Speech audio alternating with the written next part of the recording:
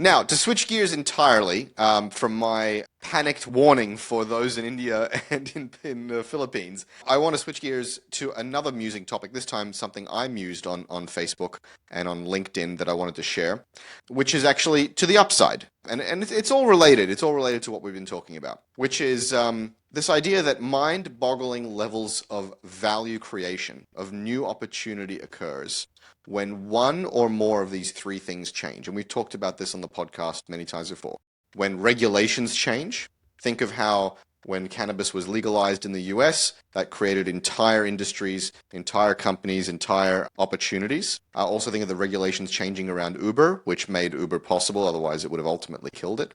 Or when technology platforms shift, think of the web changing everything for technology, the iPhone creating the App Store and billions and trillions of economic value, crypto creating a lot of new value, although not as much as some had hoped, and now AI. And then think of changes in culture. The culture of, hey, you shouldn't meet strangers from the internet, flipped on its head to, hey, we should be meeting everybody from the internet, which made apps like Airbnb and Uber and Tinder become very, very real. So there's three things: regulations, technology, and culture. If one or more of them change, massive new opportunities are created. And the observation that I made on LinkedIn recently is that we are experiencing a major shift in all three of these fundamental things. Not one, not two, but three. On the regulations front, Trump is proposing massive deregulation or undermining the institutions that enforce that regulation. So there's huge shifts in regulatory posture in the US. The technology platforms are obviously changing. We just talked about robotics on today's show. We talk about AI in every show. AI and robotics is a massive platform shift. Just couldn't be bigger. And in the third, culture, for better or for worse, especially in the US, but I think it's happening around the world, there's a massive shift from the left to the right. There is a distrust of authority and experts, and people are wanting to take care of themselves and almost to position themselves in opposition to or an antagonism of authority. And there's a huge, related to all of the above, there's a huge risk-on vibe when it comes to capital allocation. So these are three huge things that have shifted, the three huge things that have shifted at the same time. And this is just, I think, massive, massive tailwinds for a huge opportunity for most companies, most domains. I just wanted to bring that to people's attention. I think we've talked many times about the AI shift and the AI opportunity, but it's now buttressed, it's now combined with those two other shifts. And I just think this is just a real catalyzing opportunity, an opportunity to raise millions of dollars and get back to blitzscaling, get back to scaling as fast and as hard as you can. And so I wanted to put that out there, Yaniv. I'd love to get your thoughts. Well, I mean, to quote who I assume is everybody's favorite bad guy in Game of Thrones, Littlefinger, chaos is a ladder. I just talked about AI kicking out a few rungs of the career ladder for developers, but actually, all of this change, all of this churn, it unseats and unsettles incumbents' existing systems.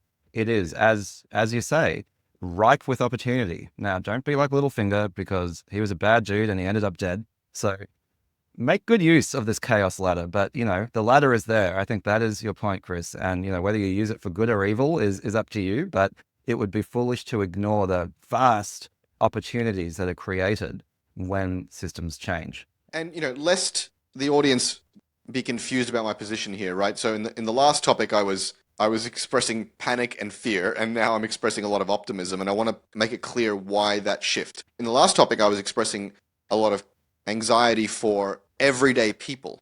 I'm talking about large quantities of low paid and sometimes low skilled engineers in India. Sometimes they're very high skilled, and low skilled, low paid call centers in places like the Philippines, where those people are not entrepreneurs. They are not looking to change the world, and their livelihoods will be decimated unless they're paying close attention.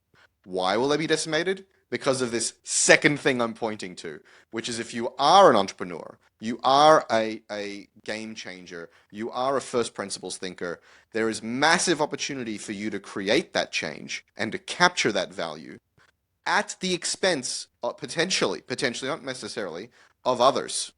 And so I'm very optimistic for those who can capture that value.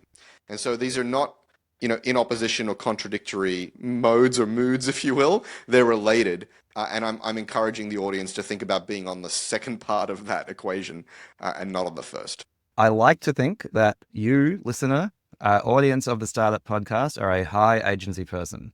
And like I said, I think even more than using that term entrepreneurial, I think it really is about high agency. Chris, you actually talked a few weeks ago. You said you found a really interesting thing that Mark Zuckerberg said in his interview with Joe Rogan. Neither of them my favorite people, but I think you're right to point out the wisdom of this, which is that the one thing that humans will have left that AI, in some sense, cannot replace is willpower. That actual decision of, what it is to do and that drive to get it done. That is the thing. I think high agency people, people with willpower who then act on that willpower, are the ones who are going to benefit a lot from the current set of changes. So I agree with you. And so, yes, for you, dear listener, high willpower, high agency, totally awesome person who clicks on our ads, it's a pretty exciting time. But yes, for society at large, for a variety of reasons that I think we've spelled out, Chris, it's a bit of a scary time. Yeah, speaking of agency, actually, let's put a plug in here for Reid Hoffman's new book, Super Agency, Oh, look at which that. speaks Are we about. getting paid for this? We are not getting paid for this. Damn it. But the tag is what could possibly go right with our AI future. And this book is really a wonderful narrative around the intersection of AI, agency, and what could go right. I think for the people who read this book, the people who listen to this podcast, the people who, as you said, Yanev, are high agency and are now have the potential to become and have super agency thanks to their AI tools, the world could look very bright for you. Could.